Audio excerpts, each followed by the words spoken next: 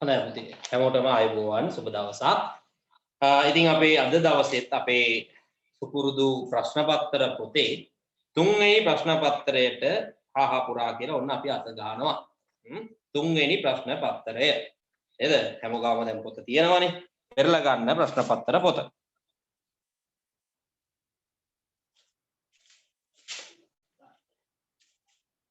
තුන්වෙනි පේපර් එකේ කෙටි ප්‍රශ්න ටික අපි ඉස්සලාම සාකච්ඡා කරලා ඉන්නේ.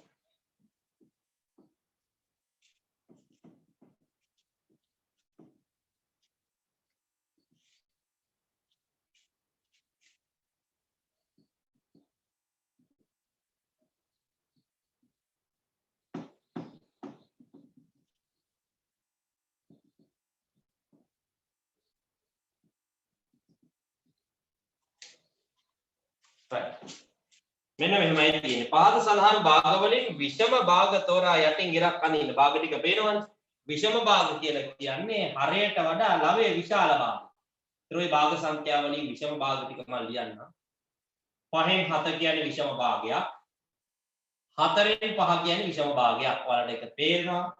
හරයට වඩා ලවයේ විශාල භාග තමයි අපි විෂම භාග කියලා සාකච්ඡා කරන්නේ.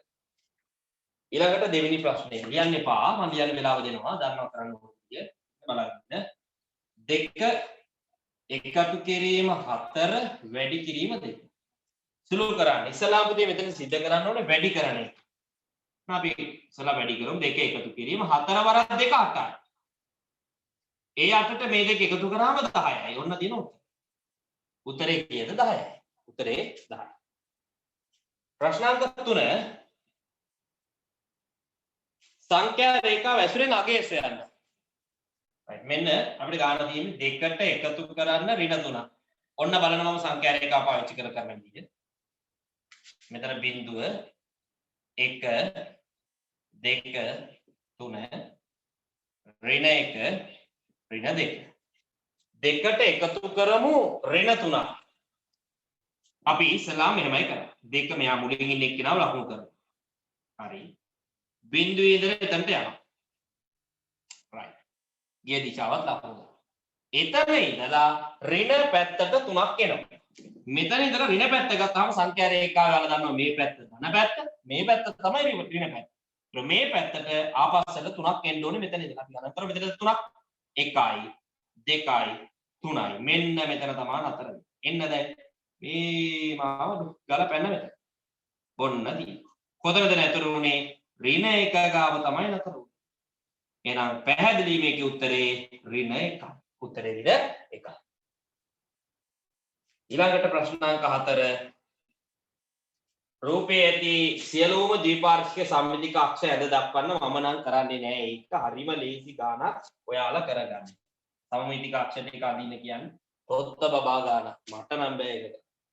මෙම රූපේ විෂම පාද ත්‍රිකෝණයක් හා ඍජු කෝණී සම ද්විපාද ත්‍රිකෝණයක් නම් කරන්න.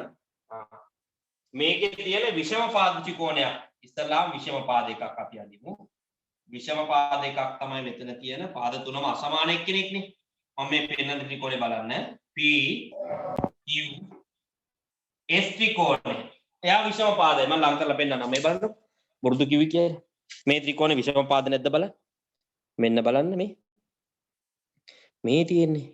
මෙන්න මේ ආයේ මේ ඔන්න මේ ලොකුම ත්‍රිකෝණේ විෂම පාදයි නෙමෙයි බලන්න මේ පාදෙ මෙහෙම මේ පාදෙ මෙහෙම මේ පාදෙ මෙහෙම පේනවනේ එකිනෙකට වෙනස්. ඒ කියන්නේ විෂම පාද කියන්නේ පාද තුන જાතියක්. එහෙනම් විෂම පාද ත්‍රිකෝණයට මේ ලොකුම ත්‍රිකෝණය නම් කරන්න පුළුවන් P Q S හරි.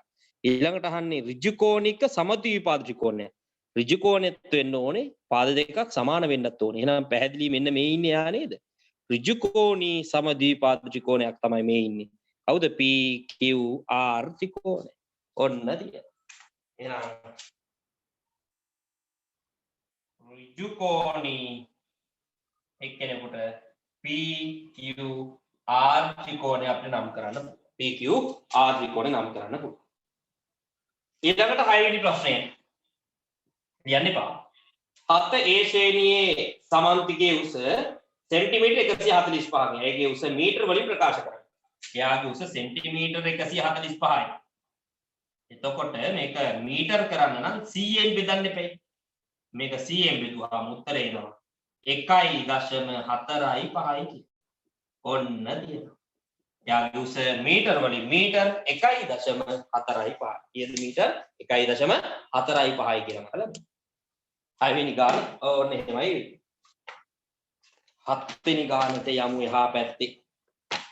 අනිත් පැත්තේ මෙන්න ගාන 7. 2a එකතු කිරීම 3b අඩු කිරීම a එකතු කිරීම b සුළු කරන්නේ මෙහෙමයි. එකම ජාතිය පද අතර විතරේ සුළු වෙන්නේ. a පදේ a පදයට එක්ක b පදේ b පදයට එක්ක සුළු වෙනවා. ඒලා දෙන්නේකින් අඩු කරන්න ඕනේ එක a කෙනෙක්. එතකොට 1යි a වෙනවා. බීලා තුන් දෙනෙක්ට එකතු කරන්න ඕනේ b කෙනෙක්. එතකොට තුන් දෙනාට තව එක්කෙනෙක් එකතු කරාම ඔක්කොම බීලා හතර දෙනෙක් බවට පත් වෙනවා. ඔන්න තියෙන උත්තරේ 1යි b a කියලා ලියන්නේ නැහැ. සාමාන්‍ය උත්තරේ එනවා a ධන 4යි b. කියන උත්තරේ a ධන 4යි b. 8 වෙනි ප්‍රශ්නේ අඳුරු කර ඇති කොටසේ පරිමිතිය සොයන්න. right. මෙන්න මෙහෙම එකක් තමයි පාඩ කරලා තියෙන්නේ. බලමු මම ඇඳලා පෙන්නන්න.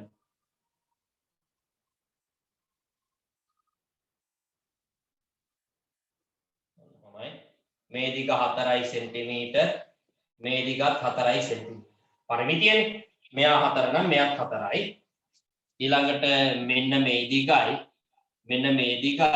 මේ දිගයි කියන දිගවල් තුනේම එකතුව. මෙයාගේ මේ තුන් දෙනාගේම එකතුවත් 4යි. හරි. ඊළඟට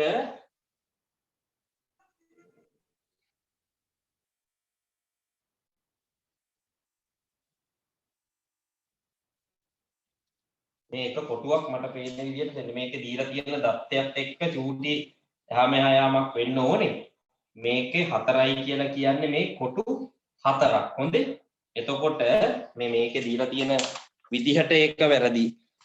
මෙතන මේක 4යි කියලා දීලා තියෙනව නේද පුතේ? මේ 4 කියන්නේ මේක නෙමෙයි ඈ. මේ තුන් දෙනා නෙමෙයි මේ සම්පූර්ණ උසම 4යි ඈ. මේ සම්පූර්ණ උසම තමයි මේ 4යි කියලා දීලා තියෙන්නේ. එතකොට මෙතන කොට 3යිනේ තියෙන්නේ. එතන මේ පැත්ත 3ක් බවට පත් වෙනවා. ඒක අපි හදාගමු. ඒක 3යි ඈ. ඒක 3යි. එතකොට මේ එක කොටුවක් සෙන්ටිමීටර් 1යි. මේ කොටුවක් සෙන්ටිමීටර් 1යි. ඒතර දැන් පුළුවන් නේද පරිමිතිය ගන්න. 3යි 4යි 7යි 7යි 4යි 11යි 11යි 1යි 12යි 12යි 1යි 13යි 13යි 2යි 15යි 15යි 1යි 16යි 16යි 1යි 17යි. ඔන්න තියෙනවා. සම්පූර්ණ පරිමිතිය සෙන්ටිමීටර් 17යි. එක කොටුවක් 1යි කියලා හිතලා ගන්නකො වැඩේ ඉවරයි. මේක වටේ දිගේ එක කොටුවක් ගන්න එකතු කරන්න තියෙනවා. උත්තරේ සෙන්ටිමීටර් 17යි. එකතු කරලා බලන්න. AB සෙන්ටිමීටර් 10ක් දිග රේඛා ඛණ්ඩයක් විස්කම්භයක් වන පරිදි වෘත්තයක අරය ලියන්න. පුතේ වෘත්තයක් තියෙනවා. මේ තියෙන වෘත්තය මේකේ විස්කම්භය 10යි. මේ තියෙන විස්කම්භය 10යි. විස්කම්භය 10 නම් මේ දිග 10යි නම් මේ විස්කම්භය 10යි. එයාගේ අරය කීයක් වේද කියලා. මේ තියෙන අරයක් නේ. මේ අරය කීයද කියලා. ඔයාලා දන්නවා ඕනෑම වෘත්තයක විස්කම්භයෙන් භාගයයි අරය. මොකද්ද? විස්කම්භයෙන් හරියටම භාගයක් තමයි අරය. මතක තියාගන්න. විස්කම්භයෙන් භාගයක් අරය. විස්කම්භය 50යි නම් අරය 25යි. විස්කම්භය 100 නම් අරය 50යි. විස්කම්භය 20 නම් අරය 10යි. එහෙනම් විස්කම්භය 10 නම් අරය එයාගෙන් භාගය කීයද? 5යි. එයාගේ අරය මෙන්න තියෙනවා මේක සෙන්ටිමීටර් 5ක් බවට පත් වෙනවා. එහෙනම් අපෙන් ආන්නේ මෙයාගේ අරය කීයද කියලා? අරය සමානයි සෙන්ටිමීටර් 5කට. අරය සෙන්ටිමීටර් 5යි. අවතල බහුවස්ත්‍රයක තිබිය හැකි අවම පාද ගණන කීයද? අවතල බහුවස්ත්‍රයකට පාද අවම 4ක් තියෙනවා. පාද 3ක් තියෙන අවතල බහුවස්ත්‍රයක් අඳින්න බෑ අපිට. මෙන්න මෙහෙම ඉතරක් එකක් අඳින්න හැකි ඉතරයි. 1යි 2යි 3යි 4යි ඔච්චරයි. ඊට වඩා අවතල බහුවස්ත්‍රයකට පාද අඩු කරලා අඳින්න බෑ. උපරිම අවම පාද 4කි. අවම පාද 4ක් තියෙන අවතල බහුවස්ත්‍රයක. right 10යි. 11 වෙනි ගානක් හදනවා. ඝනක රාමුව මගේ නිරූපණය කරන සංඛ්‍යාව ලියන්න. ඔය දශම සංඛ්‍යාවක්. කීයක් දන්නවද තියෙන්නේ? 10යි දශම 2යි එක තමයි ඔය තියෙන්නේ. දස ස්ථානේ 1යි, එක ස්ථානේ 0යි, පළමු දශම ස්ථානේ 2යි, දෙවෙනි දශම ස්ථානේ 1 කියලා. ඔන්න මතක තියාගන්න. ඔය ඝනක රාමයේ දක්වලා තියෙන්නේ මෙන්න මේ සංඛ්‍යාව. 10යි දශම 2යි 1. 10යි දශම 2යි 1. 12 වෙනි ගාන. 1 සිට 10 දෙක දෙකේ ගුණාකාර අවයව සගල වරහන් තුර ලිවීමෙන් ඒ කුලකේ ලියන්නම්. මොනවද? 1 සිට 10 දෙක දෙකේ ගුණාකාර 2 4 6 8 10. 10 දෙක කිව්වම 10ත් අපිට ලියන්න අයිතිය තියෙනවා. 2 4 6 8 10 තමයි. එකේ ඉඳලා 10 තෙක් දෙකේ ගුණාකාර. ABCD මගින් දක්වා ත්‍රිපිටකය එකේ මෙහි ඇති සමාන්තර පාද යුගලයේ සංකේත යොදා රූපේ ලකුණු කරන්න. අනේ පුළුවන්. මේකේ සමාන්තර පාද යුගලේ ලකුණු කරලා පෙන්නන්න. මෙන්න ලකුණු කරනවා. ඔන්න බලන්න. මෙන්න මේ පාදයයි මේ පාදයයි තමයි සමාන්තර. මෙයයි මෙයයි තමයි සමාන්තර. ඒක සමාන්තරයි කියලා අපි ලකුණු කරන්නේ මෙන්න මේ ලකුණ පාවිච්චි කරන්නේ. මෙන්න මේ ලකුණ දාන්න. ඔච්චරයි කරන්න තියෙන්නේ. තේරුණාට කතන්දරේ පැහැදිලිනේ කතන්දරේ. right. සලාම් ලියා ගන්න කොයි ටික ලස්සනට ලියා ගන්න දැන්. ලස්සනට ලියා ගන්න ටියුට් එකේම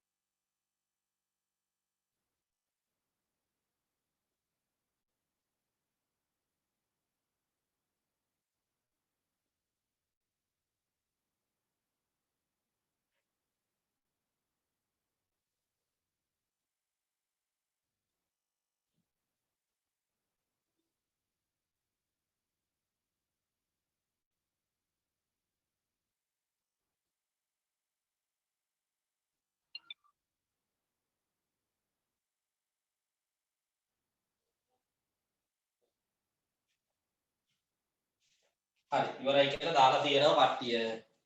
ඒකෙන් තමයි ඉස්සරහට කරන්ට් ටික හදනවා. යාගන්න බැරි වෙන බබාලට වීඩියෝ එක තියෙනවානේ. රෙකෝඩින් එක බලලා ලියා ගන්න.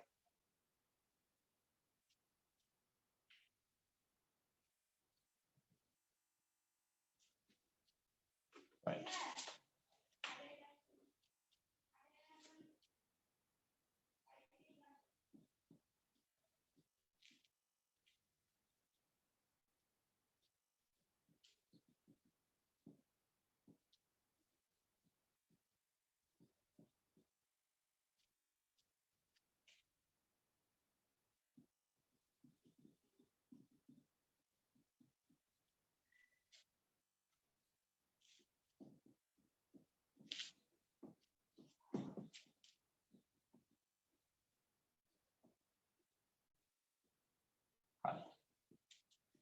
බලමු ඉතුරු ටික. ළඟට 14 වෙනි ගාන.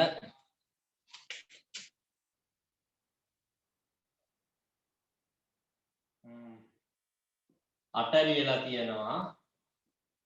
දෙකේ මොකෙටි ලියන්න. දෙකේ තුන්වෙනි බලය 12 ලියලා තියෙනවා. දෙකේ දෙවෙනි බලය තුනේ පළවෙනි බලය කියලා. 24 ලියලා තියෙනවා. දෙකේ තුන්වෙනි බලය 3 කියලා. කුඩාම පොදු ගුණාකාරය හොයන්න තියෙන්නේ. ගැහුව යටින් ඉරක් කුඩා පොදු ගුණාකාරය දෙකේ බලවලින් ලොකුම බලය ගන්න පල්ලෙහාට දෙකේ තුන්වෙනි බලය තුනේ බලවලින් ලොකුම බලය ගන්න පල්ලෙහාට තුනේ පළවෙනි බලය. ඔන්න කියන කුඩා පොදු ගුණාකාරය. වැඩි කරලා උත්තරේ දාන්න. දෙකේ තුන්වෙනි බලය පුතේ 8යි.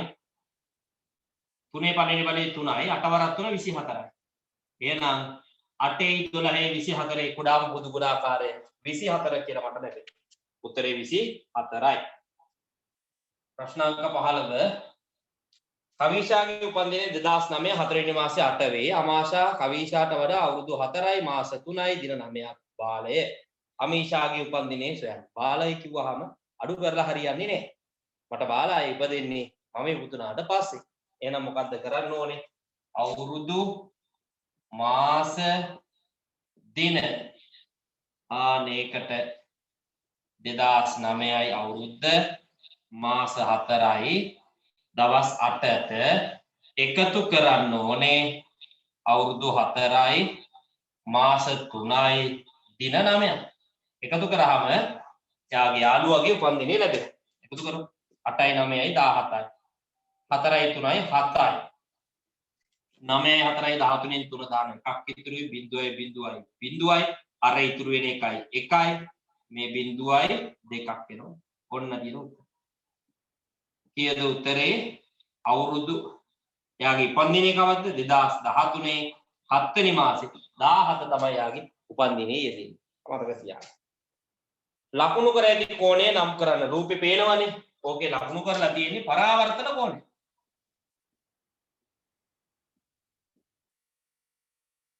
ලකුණු කර ඇති කෝණය පරාවර්තන. ඝනකාභ හැඩති ලී කුට්ටියක පරිමාව ඝන සෙන්ටිමීටර් 100කි. දිග හා පළල පිළිවෙලින් 10යි 5ක් වන වේ නම් ලී කුට්ටියේ උස සොයන්න. 17 වෙනි ගාන මෙහෙමයි හදන්නේ. ඝනකාභයක් තියෙනවා. මෙන්න ඔය කියන ඝනකාභය. බලන්න ඉන්න. මේ ඝනකාභයේ දිග 10යි සෙන්ටිමීටර් පළල 5යි සෙන්ටිමීටර්. අපෙන් අහනවා උස කීයද කියලා. හැබැයි යාගේ පරිමාව දීලා තියෙනවා ඝන සෙන්ටිමීටර් 100යි කියලා. එතකොට පරිමාව 100 වෙන්න නම් මෙයාගේ උස කීයක් වෙන්න ඕනේ? ඔයාලා දන්නවා ඝනකාභයක පරිමාව ගන්න. දිග වැඩි කිරීම පළල වැඩි කිරීම උසේ. ඒතර දිග 10යි 10 වරක් 5 50යි 50 වරක් 2 මෙතනට උස වෙනුවට 2 ඇවිල්ලා තිබ්බනම් 100 ගානට පරිමාව වෙනවනේ. ඒ ඝනකාභයක පරිමාව ගන්නෙ දිග වැඩි කිරීම පළල වැඩි කිරීම උසින්. දිග 10යි පළල 5යි උස දෙකක් ආවොත් 10 වරක් 5 50යි 50 ඒව දෙකක් 100 ගානට හැදෙනවා. එහෙනම් ඒ ඝනකාභයේ උස සෙන්ටිමීටර් 2ක් බවට පත් වෙනවා. උස සෙන්ටිමීටර් 2. 18 වෙනි ගාන ලීටර් 5යි මිලිලීටර් 50 මිලිලීටර් වලින් ලියන්න. ලීටර් 5යි මිලිලීටර් 50 මිලිලීටර් වලින් විතරක් ලියමු. ලීටර් 5ක් කියන්නේ කෙලින්ම එතන මිලිලීටර් 5000ක් තියෙනවා. එතන මිලිලීටර් 5000යි මෙතන 50යි 5000යි 50යි එකතු කරාම උත්තරේ මිලිලීටර් 5050යි කියන්නේ. උත්තරේ මිලිලීටර් 5050යි කියලා අපිට ලැබෙනවා. ඊළඟට සවිධි බහුවස්ත්‍ර දෙකක් නම් කරන්න දෙන්නම්කෝ. සවිධි බහුවස්ත්‍රනේ සවිධි බහුවස්ත්‍ර සමචතුරස්‍රය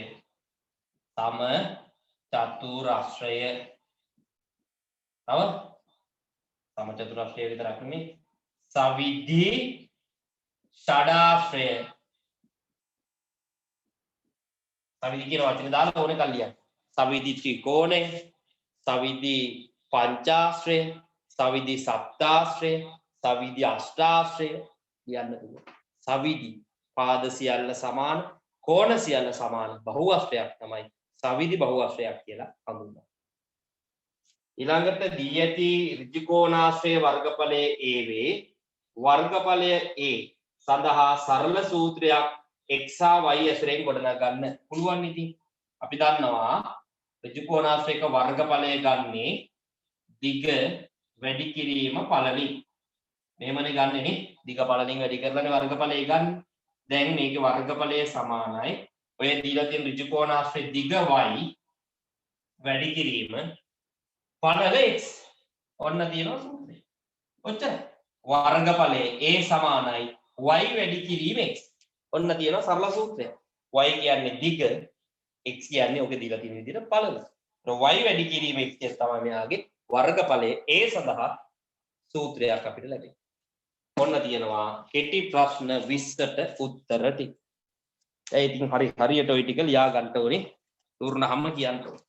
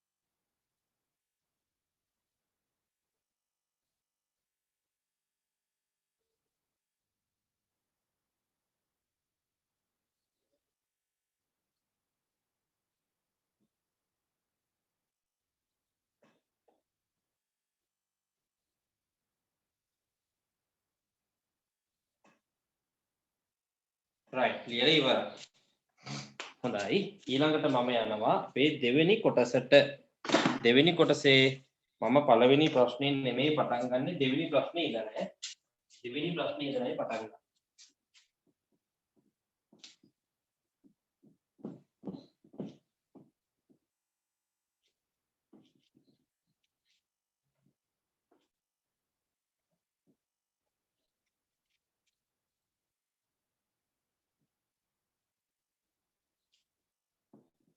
හොඳයි අපි බලමු මෙන්න මෙහෙම තියෙනවා නෙළුම් සහ මානෙන් දෙදෙනාට ලැබුණු චොකලට් ප්‍රමාණය පහත රූපවල දැක්වේ. මෙන්න රූප ටික.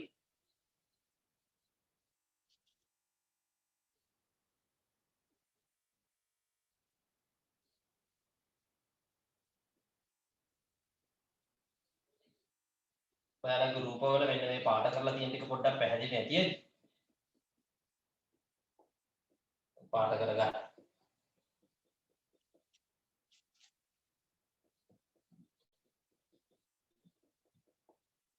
මේක නෙළුම්ට ළඟට මේක නෙළුම්ගේ නෙළුම්ට හම්බෙච්ච චොකලට් මේක මානෙ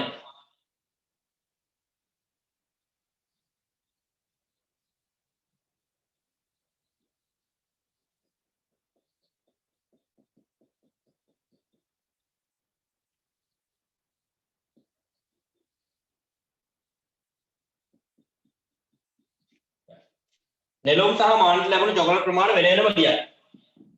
අපි නියමු නෙළුම්ට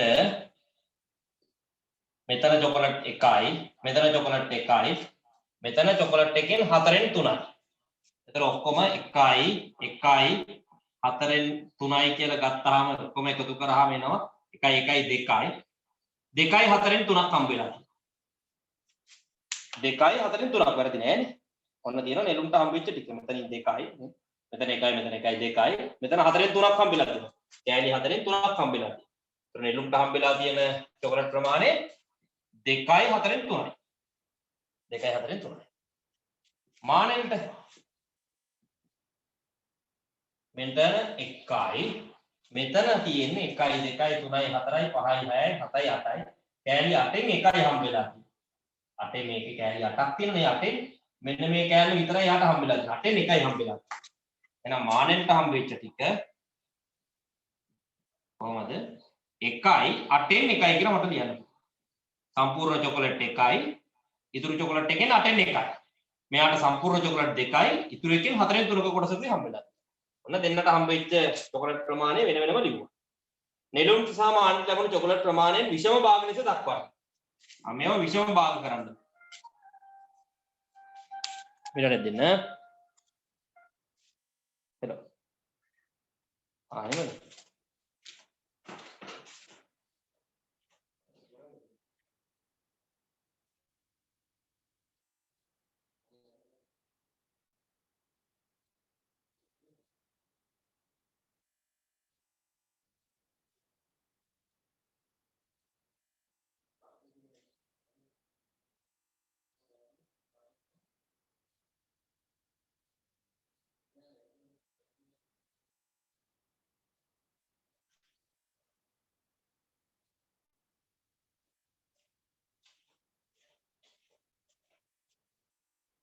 right.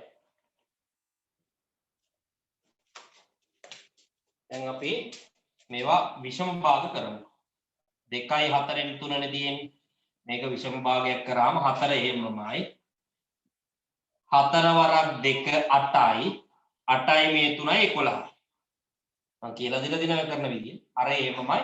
මෙයා මෙයාගෙන් වැඩි කරා මේක එකතු කරා. 4 වරක් 2 8යි. 8ට 3ක් එකතු කරා මේ 11යි. ඊට පස්සේ මේක 1යි 8න් 1 අපි කරමු. ඔන්න 8 එහෙමම ලිව්වා. 8 වරක් 1 8යි මේ 1යි 9යි. ඔන්න තියෙනවා. මේ භාග සංඛ්‍යා මිශ්‍ර භාග විෂම භාග විදිහට පත් කරලා ලියමු. දෙදෙනාටම ලැබුණු මුළු චොකලට් ප්‍රමාණය කොපමණද? දැන් ඊළඟ ප්‍රශ්නයෙන් අහනවා දෙන්නටම හම්බෙච්ච මුළු චොකලට් ප්‍රමාණය කීයද කියලා. ඒක හොයන්න මම මේ දෙක එකතු කරා නම් හරි නේද? මේ තියෙන මිශ්‍ර භාගයක් මේ තියෙන විෂම භාගයක්. මේ තියෙන්නේ නෙළුම්ට හම්බ වෙච්ච ටික මේ මානෙලට හම්බ වෙච්ච ටිකනේ. අපිට කියන ඒ දෙන්නට හම්බ වෙච්ච මුළු ප්‍රමාණය කීයද කියලා. එහෙනම් මම මේ දෙක එකතු කරා. 4න් 11යි නෙළුම්ට හම්බ වෙච්ච ටිකයි 8න් 9යි මානෙලට හම්බ වෙච්ච ටික එකතු කරා. එකතු කරන්න බෑනේ හරයන් දෙක අසමානයි. මෙයාගේ හරය 4යි මෙයාගේ හරය 8යි. හරයන් අසමානයි. සමාන කරගමු. කොහොමද මේක උඩ යට දෙකම දෙකින් වැඩි කරගත්තා නම් වැඩි ගොඩනේ. දෙවරක් 4 8යි. දෙවරක් 11 22යි. එකතු කිරීම 8න් 9යි. දැන් දෙන්නගේම හරයන් දෙක සමානයි. අපි එම හරයම දාමු. 22යි 9යි එකතු කරාම 31යි. උත්තරේ 8න් 31යි. උත්තරේ 8න් 31යි. මේක ටිකක් බර වැඩි හරය. මෙයාට මිශ්‍ර භාගයක් කරලා තියමු. 8 එහෙමමයි. 31ට 8 ගොඩවල් තියෙනවා 3ක්. 8 වරක් 3 24යි. තව 7ක් ඉතුරු. ඔන්න තියෙනවා. ඒතර මේ දෙන්නටම හම්බ වෙච්ච මුළු චොකලට් ප්‍රමාණය එකතු කරලා මිශ්‍ර භාගයක් විතර තිබ්බම උත්තරේ 3යි 8න් 7යි. ඒ උත්තරේ 3යි 8න් 7යි. ඊළඟට මානෙල්ට වඩා නෙළුම්ට කොපමණ චොකලට් ප්‍රමාණයක් ලැබුණාද? මානෙල්ට වඩා නෙළුම්ට කොච්චරක් වැඩිපුර චොකලට් හම්බුණාද? ඒක කොහොමද හොයන්නේ? නෙළුම්ට හම්බ වෙච්ච චොකලට් ප්‍රමාණයෙන් මානෙල්ට හම්බ වෙච්ච චොකලට් ප්‍රමාණය අඩු කරමු. දැන් අපි සාමාන්‍යයෙන් මිශ්‍ර භාග දෙක තමයි අඩු කරන්නේ. මේ තියෙන්නේ මානෙල්ට හම්බ වෙච්ච ටික, මේ තියෙන්නේ නෙළුම්ට හම්බ වෙච්ච ටිකනේ. අපි මේකෙන් මේක තමයි අඩු කරන්න ඕනේ. හැබැයි අපි භාග අඩු කරද්දී අපි ඉගෙනගෙන තියෙනවා මිශ්‍ර භාග ආවහම අපි ඒවා මොනවද කරන්න ඕනේ? විෂම භාග බවට පත් කරගෙන නේද අඩු කරන්නේ. එහෙනම් මම මේක ලියලා ආයි යා විෂම භාග කරගන්න අවශ්‍ය නැහැනේ. එයි දන්නවද? මේ දෙන්නම විෂම භාග බවට පත් කරපු අගයන් දෙක මේ අපි පල්ලෙහෙන් ලියලා. එහෙනම් මම මොකද කරන්න ඕනේ? ඒකේ නෙළුම්ට අයිති ටිකෙන් මානෙල්ට අයිති ටික අඩු කරලා බලමු. එතකොට අපිට හොයාගත්ත හැකි මෙයාට වඩා මෙයාට වැඩිපුර කොච්චරක් චොකලට් හම්බුණාද? මෙන්න මේකෙන් 4න් 11න් මම අඩු කරනවා මෙන්න මේක 8න් 9ක්. අඩු කරන්නත් බෑ හරයන් සමාන නැතුව. ඒකත් අර දෙයම විදිහට සමාන කරගමු. 8යි දෙකම දෙකකින් වෙන්නේ. දෙවරක් 11 22ක් එනවා. දෙවරක් 4 8යි. මෙතන 9න් බෙදීම 8යි. දැන් හරයන් දෙක සමානයි. එහෙනම් එම හරයම දැම්මා. 12 22කින් 9ක් අඩු කරාම 13ක් වෙනවා. උත්තරේ 8න් 13යි. ඔහොම කියන්නේ නැහැ. මිශ්‍ර භාගයක් කරලා උත්තරේ තියමු 8 එහෙමමයි. 13ට 8 ගොඩවල් 1යි ඉතුරුයි 5ක්. උත්තරේ 1යි 8න් 5යි. උත්තරේ 1යි 8න් 5යි. ඔන්න තියෙනවා. මානෙල්ට ලැබුණු චොකලට් ප්‍රමාණය දශම ආකාරයෙන් දක්වන්න. තව එකක් අහනවා. මානෙල්ට හම්බ වෙච්ච චොකලට් ප්‍රමාණය දශම කරන්න. ඕ වැඩි. මානෙල්ට හම්බ වෙච්ච චොකලට් ප්‍රමාණය කොහේ තියෙන්නේ? මේක දශම කරන්නලු පුතේ. 8න් 9 දශම කරන්නේ කොහොමද? අපිට ඕන 9 8න් බෙදලා දාන්නත් පුළුවන්. ඊට වඩා ලේසි පොටක් නැද්ද? දශම කරන්න මම යට 100 හදා ගන්න ගියොත් 12.5න් වැඩි කරන්නේ. ඒක තවත් අමාරු වෙනවා. මම යට 125න් වැඩි කරනවා. උඩත් 125න් වැඩි කරනවා. ඔන්න බලන්න ඉතින් 8 125න් වැඩි කරාම යටට එනවා 1000. ඇයි 125 ඒවා 8ක් 1000යි ඈ. ඔන්න යට 1000 හදාගත්තා. උඩ 9 125න් වැඩි කරාම 9 වරක් 5 45න් 5 දානවා 4ක් ඉතුරු. 9 වරක් 2 18යි අර 4යි 22කින් 2 දානවා 2ක් ඉතුරු. 9 වරක් 1 9යි අර 2යි 11. උත්තරේ 10න් 1125යි. දැන් ඕක දශම කරන්න ලේසියි. 1125 10න් බෙදුවම උත්තරේ ඉන්නේ 1.125.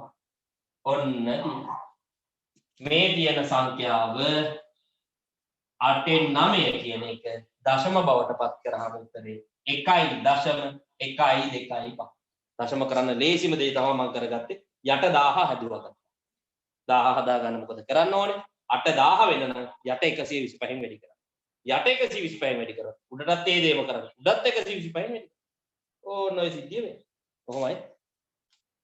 දෙවෙනි ප්‍රශ්නෙට අදාළ උත්තර ටික කියන ටිකක් සැර වැඩිද මන්ද?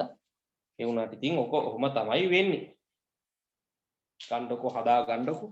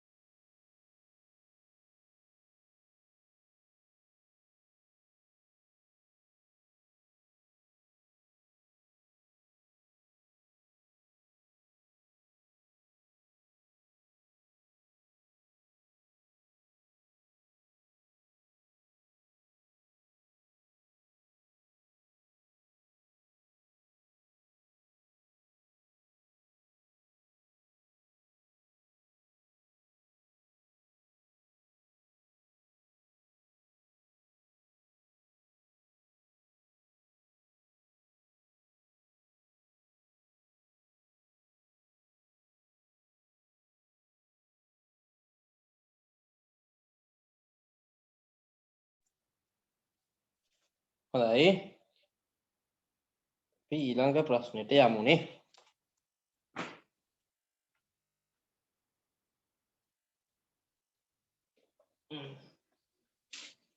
ළඟට තියෙන්නේ තුන්වෙනි ප්‍රශ්නය ස්කන්ධය පාඩමේ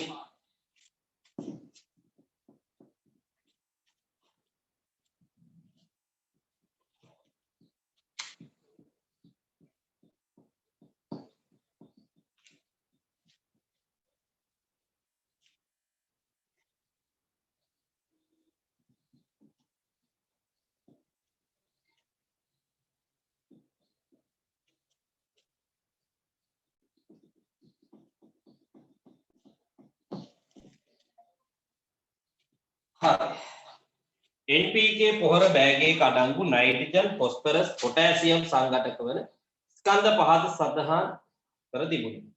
නයිට්‍රජන් ග්‍රෑම් 60යි මිලිග්‍රෑම් 200ක් තියෙනවා ෆොස්ෆරස් ග්‍රෑම් 120යි මිලිග්‍රෑම් 450ක් තියෙනවා පොටෑසියම් ග්‍රෑම් 300යි මිලිග්‍රෑම් 350ක් තියෙනවා. මේ බෑගයේ ඇති සංඝටක වල මුළු ස්කන්ධය සොයන්න.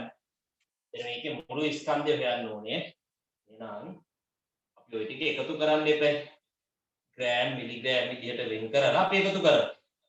ග්‍රෑම් 60යි මිලිග්‍රෑම් 200යි ග්‍රෑම් 120යි මිලිග්‍රෑම් 450යි ග්‍රෑම් 300යි මිලිග්‍රෑම් 350යි එකතු කරමු. බිඳුවයි බිඳුවයි එකක් ඉතුරුයි 6යි 6යි 3යි 9යි අර ඉතුරු 1යි 10යි බිඳුව දාන එකක් ඉතුරුයි බිඳුවයි බිඳුවයි බිඳුවයි මේ 1යි 1යි 6යි 2යි 8යි 3යි 1යි 4යි ඔන්න තියෙනවා උත්තරේ. ඊයේ උත්තරේ ග්‍රෑම් 481යි මිලිග්‍රෑම් බිඳුවයි. කියන්නේ සමස්ත ස්කන්ධය කෙලින්ම ග්‍රෑම් වලින් ලියත හැකි ග්‍රෑම් 481. ග්‍රෑම් 481. බෑගයේ ඇති පොළවල අඩංගු නයිට්‍රජන් ස්කන්ධයේ මිලිග්‍රෑම් වලින් ලියන්න. right. මේක තනිකර මිලිග්‍රෑම් වලින් විතරක් ලියන්න. මොනවද මේ නයිට්‍රජන් ස්කන්ධය? මෙන්න මේ නයිට්‍රජන් වල ස්කන්ධය ග්‍රෑම් 60යි මිලිග්‍රෑම් 200යි කියලා ලියලා තියෙන්නේ. මෙන්න මේක මිලිග්‍රෑම් වලින් විතරක් ලියන්න. ඒකේ ග්‍රෑම් 60යි කියන්නේ එතන මිලිග්‍රෑම් කියනවා 60000. ග්‍රෑම් එකක් කියන්නේ මිලිග්‍රෑම් 1000ක් නේ. 60ක් කියන්නේ 60000. දාන ඊට අමතරව මෙතන තියෙනවා 200ක්. 60000යි 200යි එකතු කරාම 60200. උත්තරේ මිලිග්‍රෑම් 60200. උත්තරේ මිලිග්‍රෑම් 60200. right. ඊළඟට පොහොර අසුරා ඇති බෑගයේ මුළු ස්කන්ධයේ ග්‍රෑම් 500ක් නම් බෑගයේ පමණක් ස්කන්ධය සොයන්න. ඒ කියන්නේ පොහොරත් එක්ක මුළු බෑග් එකේම ස්කන්ධය දැන් හිතන්නකො මෙන්න මෙහෙම මුළු එක තමයි ඔක දාලා තියෙන්නේ. හරිද? ඒතර මේ මුළු ටෝටල් සම්පූර්ණ ස්කන්ධය ග්‍රෑම් 500යි. සම්පූර්ණ එක්කෙනාගේ. ඒතර අපෙන් අහන එනම් බෑග් එකේ විතරක් ස්කන්ධය කියලා. දැන් බෑග් එක ඇතුලේ තියෙන පොහොරවල ස්කන්ධය නෙමෙයි තියෙන්නේ. බෑග් එක ඇතුලේ තියෙන පොහොරවල ස්කන්ධය ග්‍රෑම් 481යි. බෑග් එකේ සම්පූර්ණ ස්කන්ධය ග්‍රෑම් 500යි. එහෙනම් බෑග් එකේ විතරක් ස්කන්ධය හොයන්න මම මොකද කරන්නේ? ග්‍රෑම් 500ෙන් ග්‍රෑම් 481ක් අඩු කරා. එතකොට එනවා ග්‍රෑම් 19. උත්තරේ ග්‍රෑම් 19. B කොටස සුළු කරන්න තියෙන්නේ ග්‍රෑම් මිලිග්‍රෑම් අතර හරිම සරලයි ඈ. ග්‍රෑම් 7යි මිලිග්‍රෑම් 480 වැඩි කරන්න 6යි. අපි වැඩි කරමු. 6 වර බිඳු බිඳුවයි 6 වරකට 48න් 8 දානවා. 4ක් ඉතුරුයි. 6 වරක් 4 24යි 4යි 28යි. දෙකක් ඉතුරු කරගන්න. 6 වරක් 7 42යි මේ දෙකයි 44යි. ඔන්න උත්තරේ ග්‍රෑම් 44යි මිලිග්‍රෑම් 880. දෙවෙනි එක බෙදන්න. ග්‍රෑම් 10යි මිලිග්‍රෑම් 611 බෙදන්න අපි මෙහෙම බෙදමු 9. හරි 10ට 9 එකයි 9 වරක් 1 9යි එකක් ඉතුරුනා. ඒ එක මම මෙතනට දීලා මේ 6 ගන්නවා පල්ලෙහාට. එතකොට 16යි 16ට 9 කොටවල් එකක් තියෙනවා. 9 වරක් එක 9යි. ඉතුරු වෙනවා 7ක්. මම මේක ගන්නවා පල්ලෙහාට. එතකොට 71යි. 71ට 9 ඒවා තියෙනවා 7ක්. 9 වරක් 7 63යි. ඉතිරි වෙනවා 8ක්. මේ එක ගන්නවා පල්ලෙහාට 81යි. 81ට 9 ඒවා 9යි. 9 වරක් 9 81යි. කීයක්වත් ඉතුරු නැහැ. එහෙනම් පුතේ අවසාන උත්තරේ එනවා මොනවද? ග්‍රෑම් 1යි මිලිග්‍රෑම් 179යි. උත්තරේ එනවා ග්‍රෑම් 1යි මිලිග්‍රෑම් 179යි. ඔන්න ඔහමයි පුතේ අපේ තුන්වෙනි ප්‍රශ්නයට අදාළ පිළිතුර. හදාගන්න.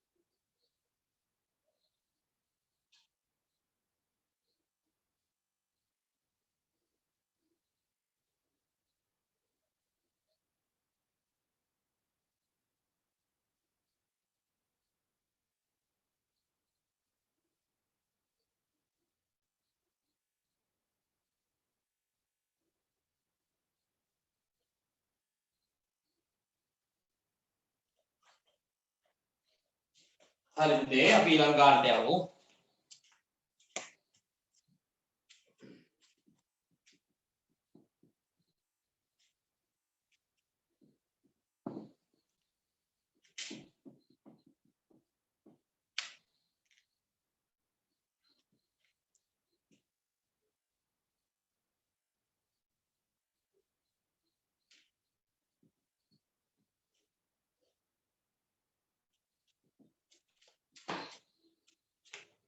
හතර.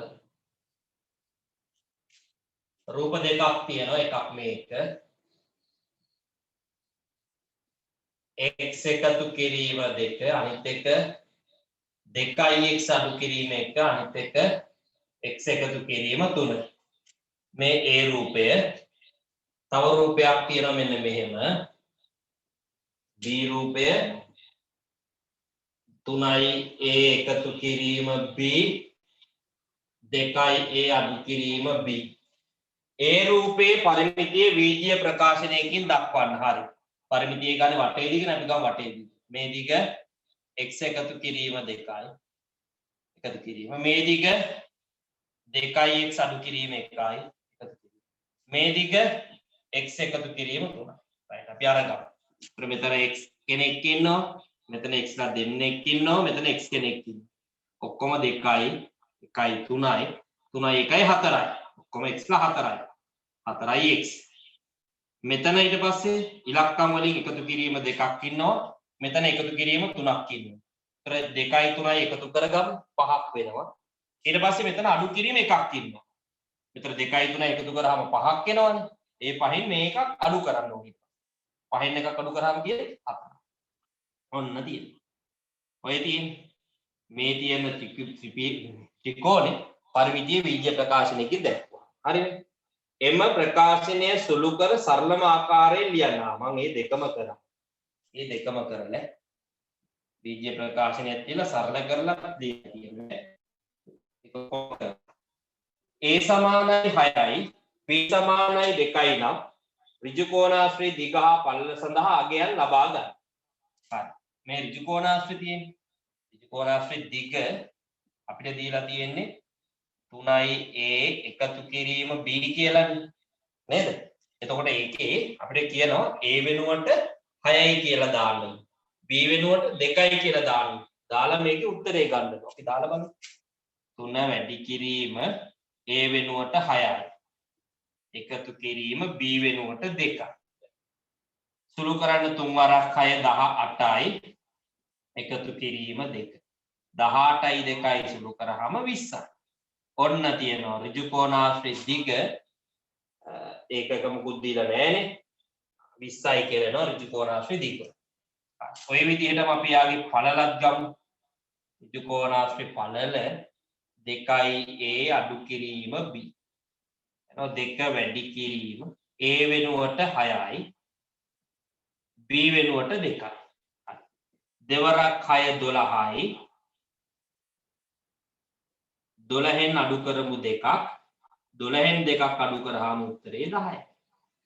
දිග 20යි පළල 10යි කියලා මට උත්තර ආවා.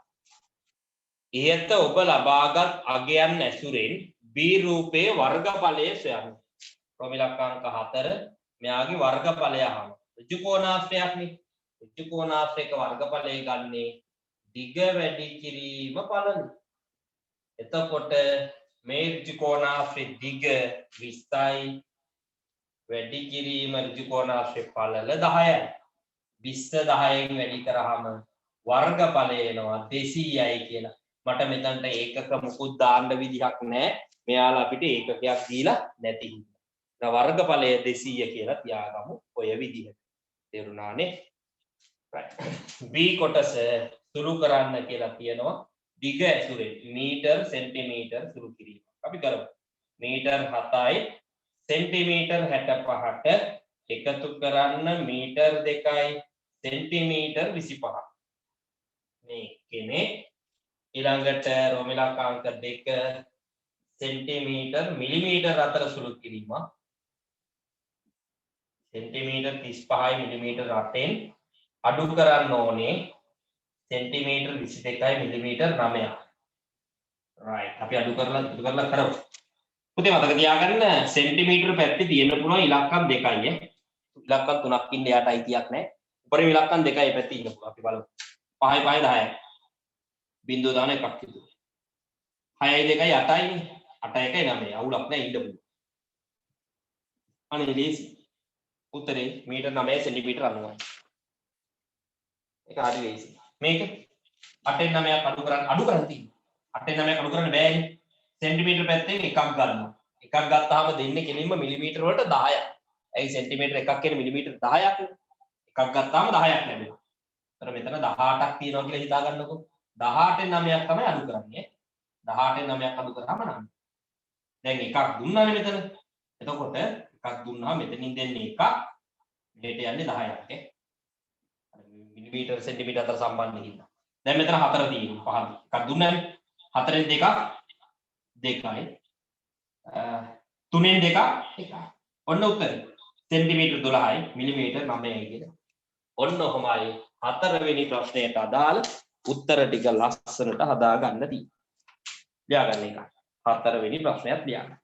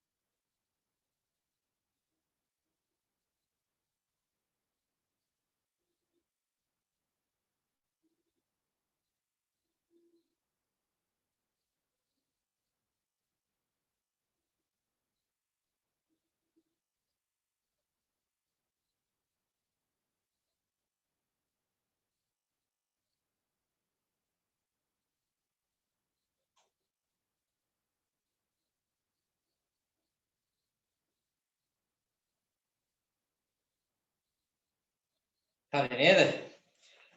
අපි ඊළඟ ප්‍රශ්නෙට බහිමු දැන්. ඊළඟට පස්වෙනි ප්‍රශ්නය. ඒක තියෙන්නේ දර්ශක පාඩමේ.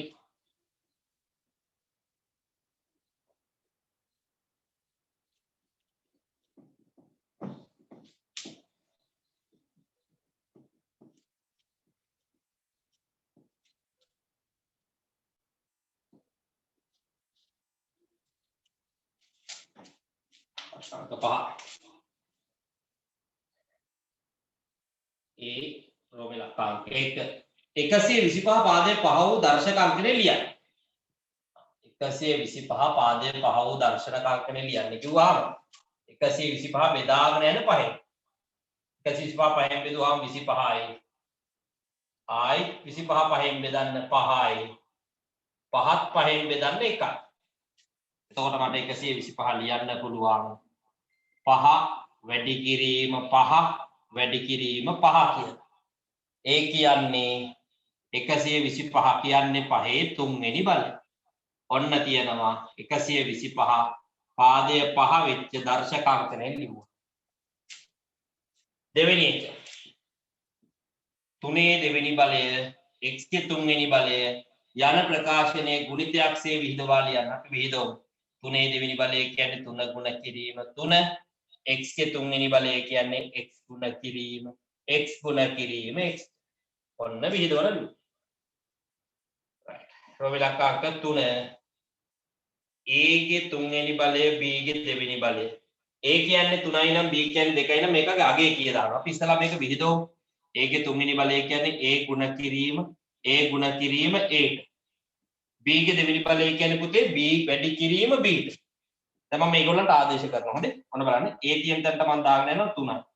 වැඩි කිරීම. a වෙනුවට 3යි. වැඩි කිරීම. a වෙනුවට 3යි.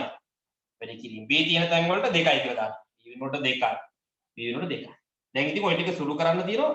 වැඩි කරලා උත්තරේ ගන්න. 3 වරක් 3 9යි. 6යි නෙමෙයි. 6 කියලා කිව්ව නේද? 6 නෙමෙයි 9යි. 3 වරක් 3 9යි. 9 වරක් 3 27යි. 27 2 54යි. 54 ඒවා දෙක 108යි. ඔයාලා වැඩි කරලා ගන්න. මතකෙන් කිව්වේ. 108යි. ඔන්න තියෙනවා. එහෙනම් මේ ටික සේරම ගුණ කරාම උත්තරේ මට එනවා 108යි. හොඳයි. ඊළඟට B කොටසට යන්න. මම මෙතන හදාගන්නේ. 4.5යි 2 වැඩි කරන්න 10යි. මේක නම් ටක් ගාලා ගත්ත හැකිනේ උත්තරේ. 10න් වැඩි කරපුවාම මේ දශමිත එකපාරක් පස්සට යනවා. මේ දශමිත මෙතනට සෙට් වුණාම උත්තරේ 45.2. ඒක නම් හදන්න දෙයක් නැහැ ටක් ගාලා. ඊළඟ එක නම් හදන්න දෙයක් තියෙනවා. 0.8යි 7යි 5 වැඩි කරන්න 6යි. වැඩි කරමු. ඔන්න බලන්න. දශම අමතක කරලා වැඩි කරනවා. අන්තිමට දශම ස්ථාන ගන්න අනුව දශම ස්ථාන තියෙනවා. හරි වැඩි කරමු. 6 වරක් 5 තියෙනවා. බිංදුව දාන 3ක් තිබුණා. 6 වරක් 7 42යි. අර ඉතුරු වෙච්ච 3යි 45යි. 5 දානවා 4ක් ඉතුරු කරගන්න. 6 වරක් 8 48යි නේ. 48යි අර 4යි 52යි. 52කින් 2 දානවා 5ක් ඉතුරු කරගන්න. 6 වරක් බිංදුවයි අර ඉතුරු කරගත්ත 5යි 5යි. දැන් දශම ස්ථාන ගාන අනුව දශම ස්ථාන තියෙනවා. ඉතින් දශම ස්ථාන 1යි 2යි 3ක් තියෙනවා. දශම ස්ථාන 3ක් තියෙනවා කාලේ. දැන් මෙතනත් දශම ස්ථාන 3ක් තියෙනවා කියන්නේ 1යි 2යි 3ක් තියෙනවා. උත්තරේ 5.2යි 5යි විදුව. ඔන්න දින වැඩි කරාට පස්සේ උත්තරේ. රෝමේ ලක්කාංක 3 බෙදන්න තියෙනවා. 8.9යි 4 බෙදන්න 3. සාමාන්‍ය වෙනද බෙදමු. 8ට 3 ගොඩවල් 2ක් තියෙනවා. 3 අරක් 2 6යි. ඉතිරි වෙනවා 2ක්. දශමදිතෙන් එහා පැත්තේ ඉලක්කමක් ගන්නයි යන්නේ. එහෙනම් මෙතනින් දශමදිත තියලා අවසර අරගෙන 9 ගමු පළවෙනි. දැන් ඉන්නේ 29. පුතේ 29ට 3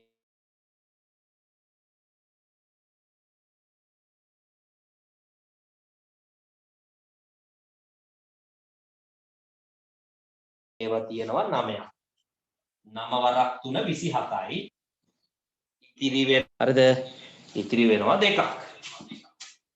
මේ 4 ගන්න පල්ලෙහාට එතකොට 24ක් වෙනවා. 24ට 3 ඒවා 8යි. 3 වරක් 8 24යි. කීයක්වත් ඉතුරු නැත. පැහැදිලිනේ වැඩි. එහෙනම් උත්තරේ එනවා මට බෙදුවාම කීයද? 2.998යි. ඔන්න තියෙනවා අවසාන. කොහොමයි පුතේ අපේ පස්වෙනි ගානට උත්තර ටිකේ. right. ලියා ගන්න පහක්. තව දෙකයි අපිට පුළුවන් ඉවර කරන්න.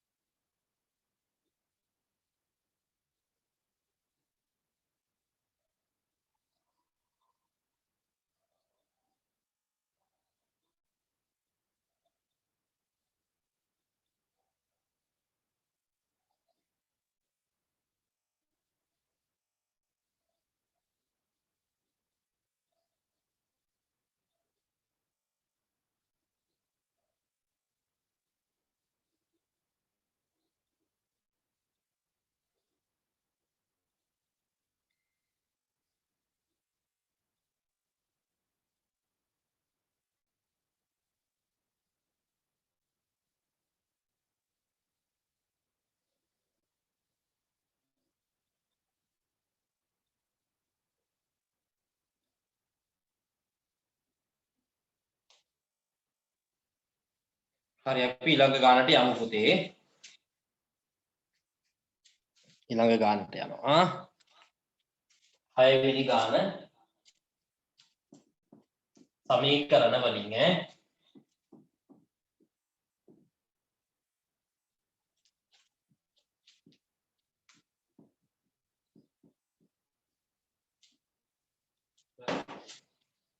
දියටි අවස්ථා දෙක සඳහා සමීකරණ ගොඩනගන්න 6 වෙනි ප්‍රශ්නය. ඒ කොටස රෝ ඉලක්කාංක 1. x 4ක් එකතු කළ විට ප්‍රතිඵලය 12ක් වේ. අනේ easy. ඔන්න x එකතු කරාම 4ක් ප්‍රතිඵලය 12යි. ඔන්න ලිව්වා. දෙවෙනි එක. a හි දෙගුණයෙන් 3ක් අඩු කළ විට ප්‍රතිඵලය 7යි. ඔව්. a ගේ දෙගුණයෙන් ඔන්න a ගේ දෙගුණය 3ක් අඩු කරාම ඔන්න අඩු කරා 3ක්. a ගේ දෙගුණයෙන් අඩු කරා 3ක්. ඒ ප්‍රතිඵලය 7යි. ඔන්න ඊළඟ එක. b විසඳන්න x එකතු කිරීම 7 සමානයි 15. විසඳමුකෝ අපි මේක කොහොමද විසඳන්නේ? ඉස්සලාම අර දන්නවා. එකතු කිරීම 7 අයින් කරන්නේ මේ පැත්තෙන් 7ක් අඩු කරනවා. එහෙනම් එහා පැත්තට ඒ දෙයම කරන්නේ එහා පැත්තෙන් 7ක් අඩු කරනවා. එකතු කිරීම 7ට අඩු කිරීම 7 කැපිලා යනවා. දැන් එනවා x සමානයි 15 වෙන් 7ක් ගියාම කීයද? 8යි කියලා. ඔන්න උත්තරේ x සමානයි 8යි. x යගේ 8යි. ඊළඟට ඉලක්කාංක 2 3x අඩු කිරීම 2 සමානයි 13යි. මේක විසඳමු ඔන්න. අඩු කිරීම 2 අයින් කරන්න ඉස්සෙල්ලා. මේ පැත්තට එකතු කරනවා 2ක්. එහෙනම් එහා පැත්තටත් ඒ දේම කරන්න එහා පැත්තටත් එකතු කරනවා 2ක්. අඩු කිරීම 2ට එකතු කිරීම 2 කැපිලා යනවා. දැන් එනවා 3x සමානයි 13යි 2යි 15. තාම x හොයාගත්තේ නෑ 3ක් ඉන්නවනේ. එහෙනම් මේ එකතු ළඟින්ම ඉන්න 3 අයින් කරන්න මොකද? බෙදන්න 3. එහෙනම් එහා පැත්තක් බෙදනවා 3. 3ට 3 කැපුණා. x සමානයි 15 3න් බෙදුවාම 5. ඔන්න විසඳුවා. හරිද? අන්තිම C කොටස ගැලීම් සටහනකින් විසඳන්නලු මෙන්න මේක. මතක් කරගමු ගැලීම් සටහන. මෙතන ගණිත කර්ම දෙකක් තියෙනවා. මොකද්ද ගණිත කර්ම දෙක? x දෙකකින් වැඩි වෙලා තියෙනවා ඉස්සල්ලාම. ඊට පස්සේ එකක් එකතු වෙලා තියෙනවා. දැන් ගණිත කර්ම දෙකයි. මොකද්ද ගණිත කර්ම දෙක? වැඩි කිරීම ගණිත කර්මයයි එකතු කිරීම ගණිත කර්මයයි. දැන් ගණිත කර්ම දෙකට කොටු දෙකක් ගෙනවා. ඉස්සල්ලාම මොකද වෙන්නේ? x ඇතුළට දාන්න. දැම්ම ගමන් එයාව දෙකකින් වැඩි වෙනවා. x දෙකකින් වැඩි වෙලා එළියට එන්නේ 2x. එළියට ආව 2x. 2x එළියට ආවම මේක ඇතුලෙන් ගියාම එකක් එකතු වෙනවා. එතකොට එළියට එන්නේ මෙන්න මේ ප්‍රකාශනේ 2x එකතු කිරීම එකතු. හරිනේ? x ඇතුලට දැම්මා 2කින් වැඩි වුණා 2x එළියට ආවා. මේ එක මෙතනදී එකතු වුණා 2x එකතු කිරීම එක එළියට ආවා. දැන් ප්‍රතිලෝම ගැලීම් සටහන. ප්‍රතිලෝම ගැලීම් සටහනදී වෙන්නේ මේකට විරුද්ධදී විරුද්ධද. මෙතනදී එකක් එකතු වුණා නම් මෙතනදී එකක් අඩු වෙනවා. මෙතන දෙකකින් වැඩි වුණා නම් මෙතනදී දෙකෙන් බෙදෙනවා. හරි. දැන් ආපස්සට දාන්න. දැන් මෙතනදී අතුලට දාන්න ඕනේ මේ පැත්තේ. මේ පැත්තෙන් අතුලට දාන්නේ x නෙමෙයි දැන් ඉලක්කම. මේ යහ පැත්තේ තියෙන උත්තරේ තමයි අගය තමයි දැන් අතුලට දාන්නේ. එනේ පහක් අතුලට දාන්න මේ. මෙයාව අතුලට දාන්න. ප්‍රතිලෝම ගැලීම් සටහනදී මෙයාව අතුලට දාන්න. පහක් අතුලට දානවා. දැම්ම ගමන් එකක් අඩු වෙනවා. පහෙන් එකක් අඩු වෙනවා. ඒතර එළියට එන්නේ කීයද? 4. පහෙන් එකක් අඩු කරාම 4 එළියට එනවා. හරි. ඒ 4 දැන් මේක ඇතුලින් යනවා. මේක ඇතුලෙන් ගිය ගමන් මොකද වෙන්නේ? දෙකෙන් බෙදෙන්න ඕන. අර 4 දෙකෙන් බෙදලා එළියට එනවා. මේ 4 මේක ඇතුලෙන් ගිය ගමන් දෙකෙන් බෙදෙනවා. 4 දෙකෙන් බෙදුනහම එළියට එන්නේ 2යි. ඔන්න සමීකරණය විසඳුණා. මේ එළියට ආයේ උත්තරය. එහෙනම් මෙයාගේ උත්තරේ x සමානයි කියන්නේ. උත්තරේ මට x සමානයි 2යි. ඔන්න තියෙනවා ගැලීම් සටහනක් භාවිතා කරලා අපි මේ සමීකරණ විසඳනවා. ඕන්න ඔහොමයි පුතේ. 6 වෙනි ප්‍රශ්නෙට අදාළ උත්තරේ.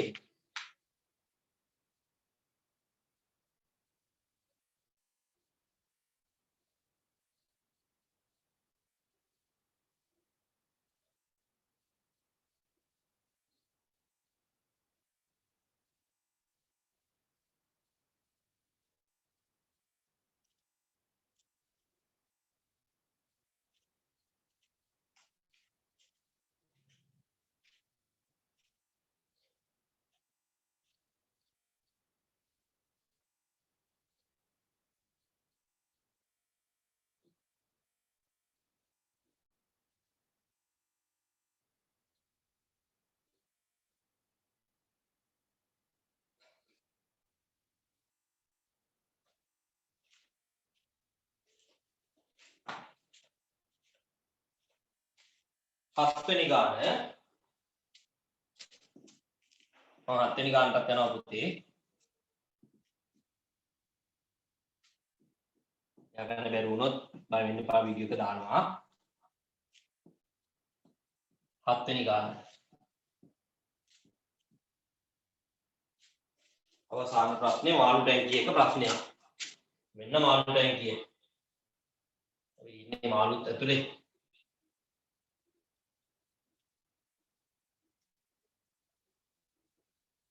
right. මේකේ මෙයා 15යි. මේක 30යි. මෙයා 12යි. මේක හැබැයි සම්පූර්ණ උසට වතුර පුරවලා නැහැ. හොඳේ. කිසියම් උසකට තමයි වතුර තියෙන්නේ. ඒ මාළු ඉන්නවා. මාළු ටැංකියේ පතුලේ වර්ගඵලය කීයද? පතුල කියන්නේ මෙන්න මේ තියෙන්නේ.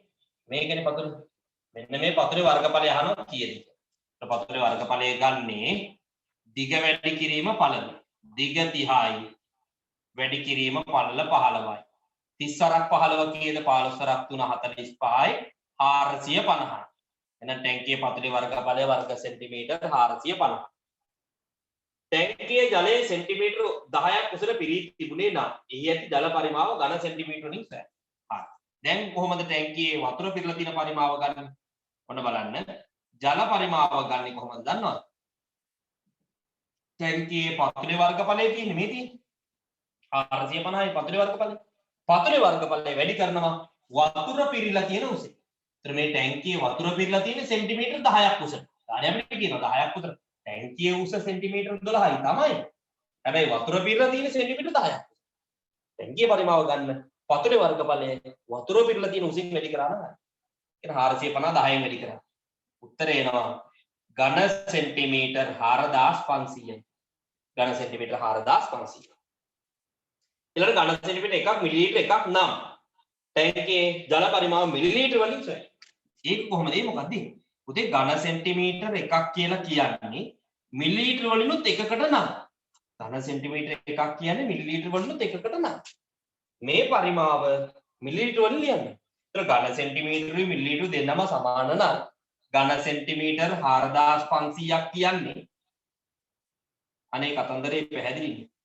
මිලිලීටර පරිවර්තනය කරත් මිලිලීටර වලිනුත් 4500ම තමයි. ඕන. ඒ ඝන සෙන්ටිමීටර මිලිලීටර සමානයි කියලා මෙතන කියනවනේ. ඒ දෙන සමාන ඝන සෙන්ටිමීටර 4500ක් කියන්නේ මිලිලීටර කරත් 4500මයි.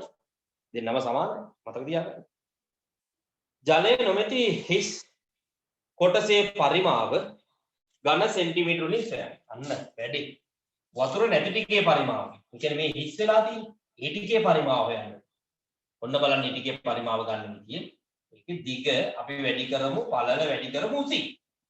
හිස් කොටසේ දිග මේ හිස් කොටසේ දිග මේ තියෙන්නේ. හිස් වෙලා තියෙන උඩ තියෙන හිස් ටිකේ ඒ ටිකේ දිග 30යි. 30ක් දිගයි. පළල මේ තියෙන අර පළලමයි වෙනස් වෙන්නේ. පළල 15යි. උස වෙන්නේ මේ හිස් වෙලා හිස් ටිකේ මේ තියෙන මෙන්න මේ ටික. හිස් කොටසේ උස ගන්න කොහොමද දන්නවද? මේ ටැංකියේ සම්පූර්ණ උස 12යි. වතුර පිරලා තියෙන උස 10යි. ටැංකියේ උස 12යි. ඒ 12න් 10ක් උසට වතුර පිරිලා. එහෙනම් හිස් වෙලා තියෙන සෙන්ටිමීටර 2යි නේද? ඇයි ටැංකියේම උස 12යි. වතුර පිරලා තියෙන 10 නම් වතුර පිරලා නැත්තේ 2ක් උස. එහෙනම් වතුර පිරලා නැති උස දාන්න ඕනේ මෙතනට 2යි කියලා. දැන් ඔය ටික වැඩි කරමු. ඔන්න මෙහෙම වැඩි කරන්නේ. දෙවරක් 15 15 වරක් 2 30යි. ඒ 30යි මේ 30යි වැඩි කරාම 900යි. ඔන්න එනවා.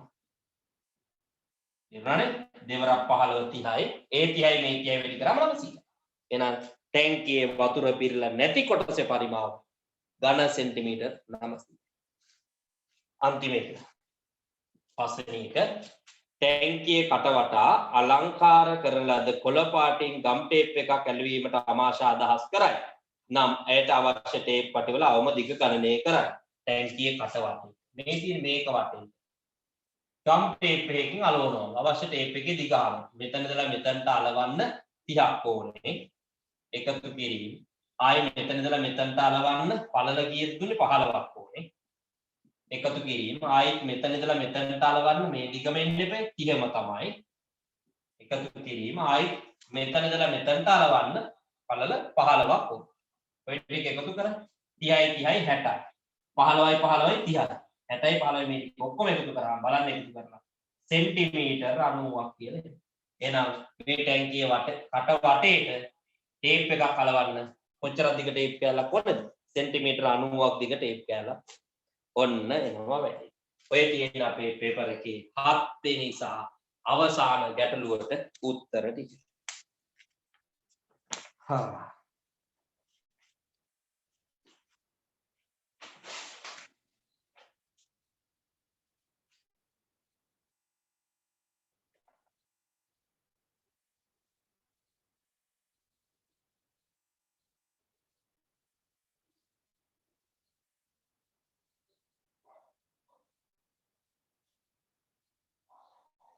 ඔන්න පුතේ එහෙනම් ඒ පේපර් එක සම්පූර්ණයෙන්ම ඉවරයිද? වැඩ ගොඩක් කරා. ඉති ප්‍රශ්න 30ක් ඉවර කරා. ඔන්න දෙවෙනි ප්‍රශ්න පත්‍රයේ තියෙන ඔක්කොම ප්‍රශ්න ටිකත් ඉවර කරා. දැන් ගොඩක් පාඩම් මේකෙන් මතක් කරගන්න. මට මතකත් නැහැ ඒ තරමට අද ප්‍රාදන් සාකච්ඡා කිරීම කරා. එනවනේ කොයි කොයි පාඩම් වලට අපි ගියාද කියලා. ඔන්න ඕක තමයි පුතේ මේ රිවිෂන් එකේ තියෙන එකේ හොඳේ. නැවත කරපු පාඩම් අපිට මතක් කරගන්න අවස්ථාවක් ලැබෙනවා. අනිත් ඇයට මේ chance එක නැහැ අපිට විතරයි. තේරුණාද? right. ඊට පේපර් පොතේ තව එකම එක පේපර් එකයි ඉතුරුලා තියෙන්නේ. අපි ඒකත් ඊළඟ පොතේ විතර කරාම පේපර් පොතේ මේ මාසෙට අදාළ පොතේ වැඩ කටයුතු ටික ඔන්න සර්ව සම්පූර්ණයි. මං කිසිදු අඩුවක් තිබ්බේ නැහැ වල බලන්න. මේ මාසෙ ඉඳලා කරපු පේපර් පොත්වල දුන්න පේපර් පොත්වල ඔක්කොම වැඩ ටික ඉවර කරලායි මං යන්නේ වැඩේ. තේරුණා නේද? හරි. එහෙනම් අපි අදට මේ වැඩ කොටස ඉවර කරමු. පළවෙනි ප්‍රශ්නේ මම ඉතුරු කරේ.